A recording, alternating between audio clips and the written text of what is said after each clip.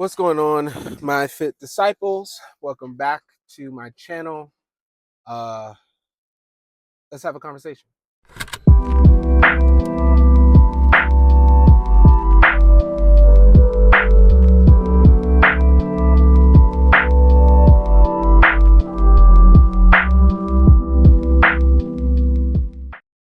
I've been trying to record this particular video, for 2 days now. Yesterday I attempted, today I tried it again and it failed. My phone wasn't recording. And so I'm trying this again.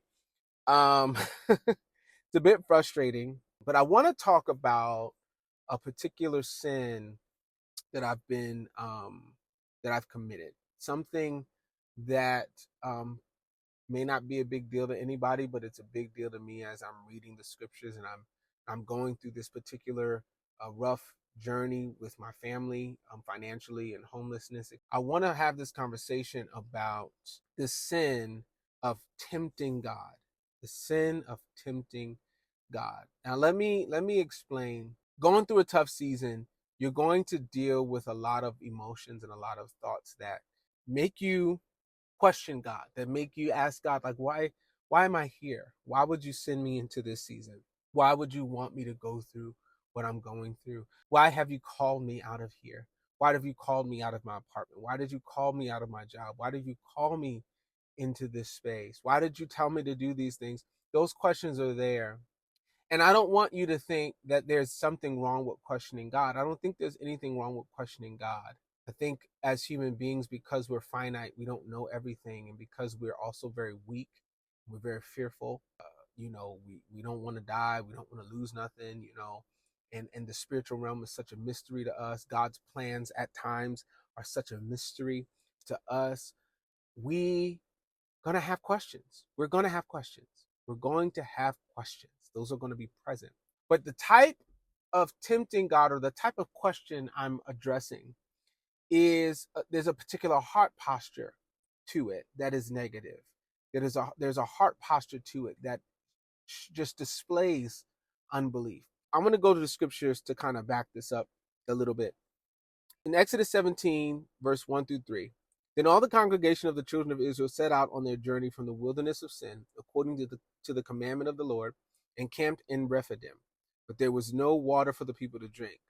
Therefore the people contended with Moses and said, give us water that we may drink. So Moses said to them, why do you contend with me? Why do you tempt the Lord? And the people thirsted there for water, and the people complained against Moses and said, why is it you have brought us up out of Egypt to kill us and our children and our livestock with thirst? See, I wanna empathize with the Israelites real quick.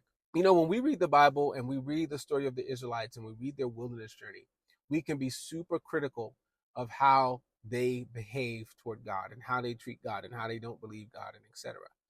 But in 1 Corinthians chapter 10, Paul encourages the Corinthian church to look at Israel as an example of how we ought to walk with Christ.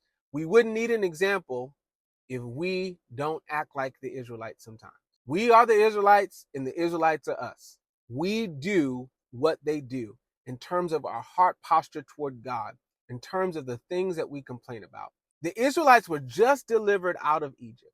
They just saw the power of God, and they just received food miraculously.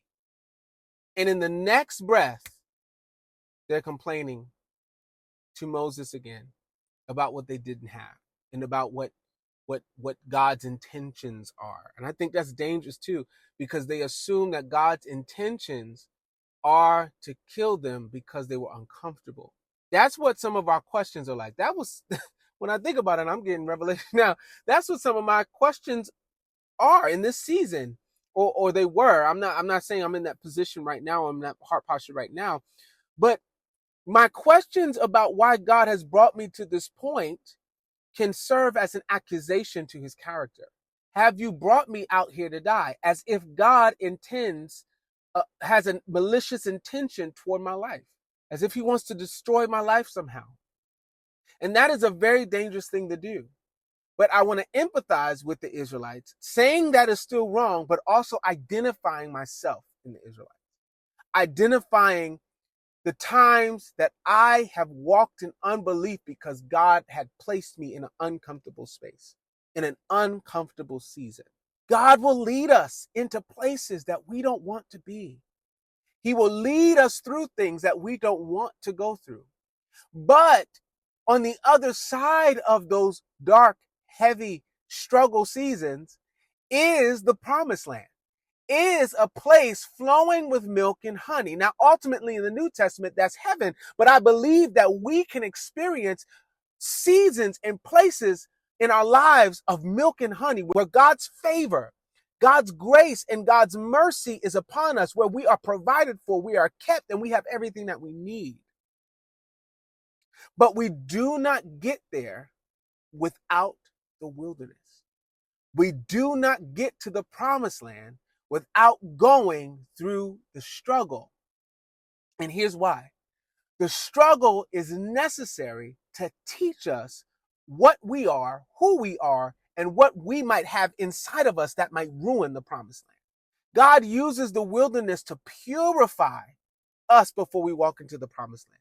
He uses the wilderness to purify whatever's in us that would taint the goodness and the blessing of the promised land. It could be money, right? Say your promised land is wealth. If God doesn't deal with your poverty mindset, you'll blow all your money on stupid stuff that don't mean anything. And you won't be a blessing to anybody else. You won't give to people in need, because that is the main reason why God gives wealth to particular people. It's not just for your enjoyment, that's included, but it's also so that you can be a blessing to others. But if you have poverty mindset, if you have a poverty spirit, if you feel like I am not going to get this much money ever again, you're going to blow that money so fast. It's going to be gone. It's going to be gone. But God doesn't want that entering the promised land. God doesn't want that in the promised land. He doesn't want you to ruin it. God doesn't want us to ruin good seasons. He wants us to learn the lessons that we need to learn in the dark seasons, so that when we get to the promised land, we know how to steward what he gives us. We know how to steward the blessing. We know how to steward the gifts that he's given us. So I want to empathize with them. I want us to really think about how we are just like the Israelites. We do the same thing that they do. Exodus 17:4-6. So Moses cried out to the Lord, saying, "What shall I do with this people? They are almost ready to stone me." And the Lord said to Moses, "Go on before the people and take with you some of the elders of Israel.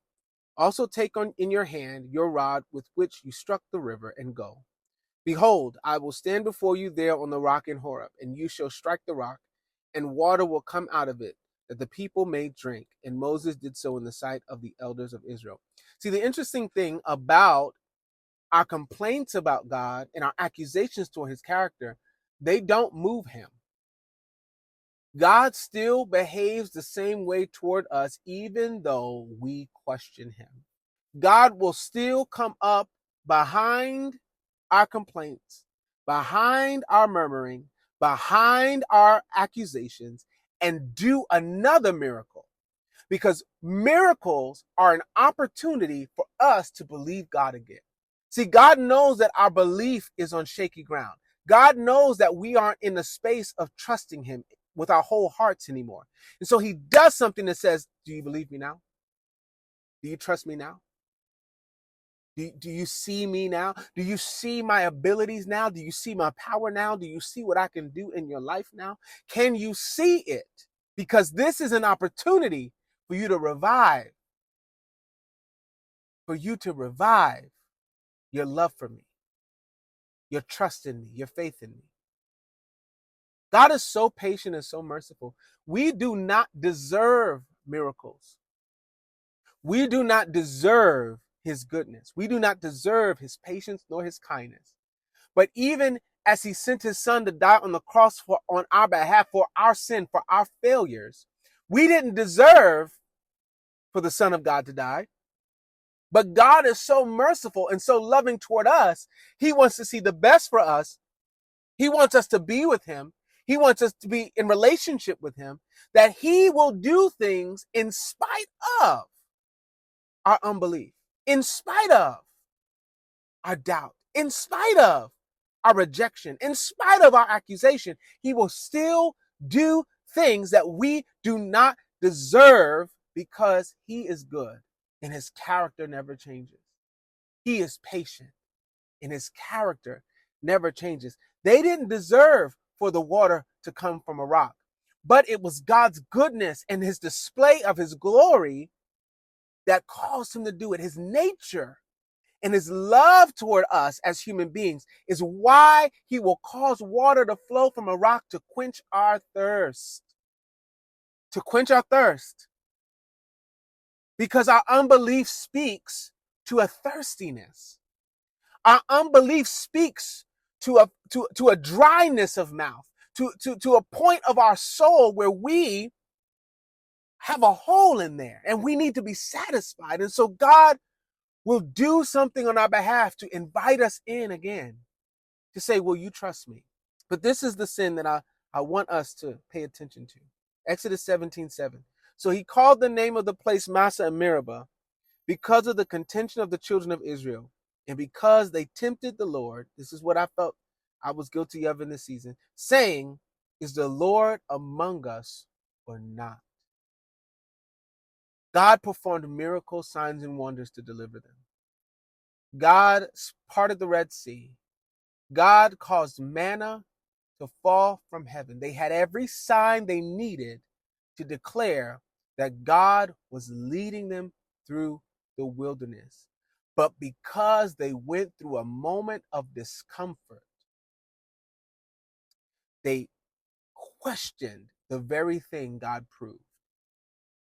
They displayed a doubt toward the very thing God proved. And I want to go back and clarify what I mean, because again, there's nothing wrong with questions toward God. There's nothing wrong with us having fear and doubt. I mean, fear is a manifestation of our sin nature, and we ought to repent of the things that draw us away from God, our unbelief that draws us away from God. We ought to repent for those things. And God is patient enough with our human weaknesses, and he will comfort us in those things. But there's a heart posture in this question. See, there's a difference between saying something like, Jesus, why art thou forsaken me? I am distant, even though you are distant, even though I have obeyed you. I feel a distance, and I'm uncertain, and I'm scared, and I want you to rescue me. But there's another heart posture that says, I'm not doing nothing until God does what I want. I'm not doing nothing until God makes me comfortable. I'm not doing nothing until God fixes this problem, or takes me out of this season that I don't want to be in anymore. That is the heart posture I'm talking about, where we sulk and we pout and we try to manipulate God into rushing a season, into pressing fast forward on a season where he's saying, no. This is a season of learning, a season of teaching. I'm not going to fast forward the season until you learn the lesson, and you're not going to manipulate me out of the season either. This is where God's patience runs thin, when we try to manipulate God out of the season that we're in, when we try to skip the lesson. And that's something that I was guilty of. And I've repented, and I've come to my senses concerning it. Even in the midst of where we are, I have more joy now, believing that no matter what happens, no matter where God takes my family, he has us in his hand. I'm convinced now, but there were moments where I was not convinced.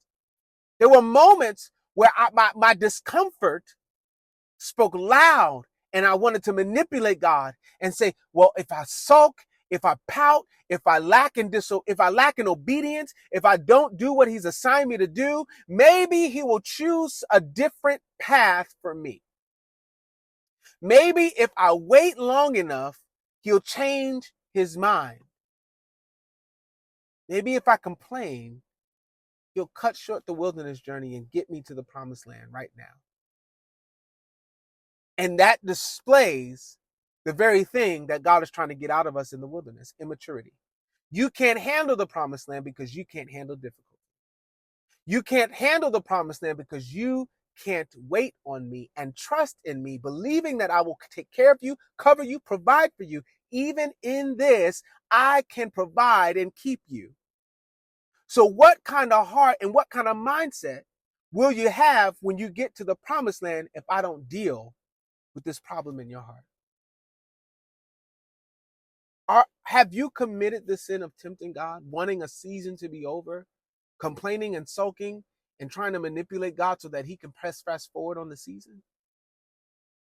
Because this is not how we get to the promised land. We get to the promised land through faith and trust. We don't get to the promised land through unbelief and manipulation. God is trying to teach us and show us something about ourselves and about himself, so that when we get to the promised land, when we get out of this wilderness, when we get out of the place of lack, we'll be ready to handle what he gives us. If you liked this video, if you loved this video, please like, subscribe, share with a friend, leave a comment. And I pray that this blesses you and this challenges you to question whether or not you've been tempting the Lord in the season that you're in, or are you trusting the Lord in the season. Love you. God bless you.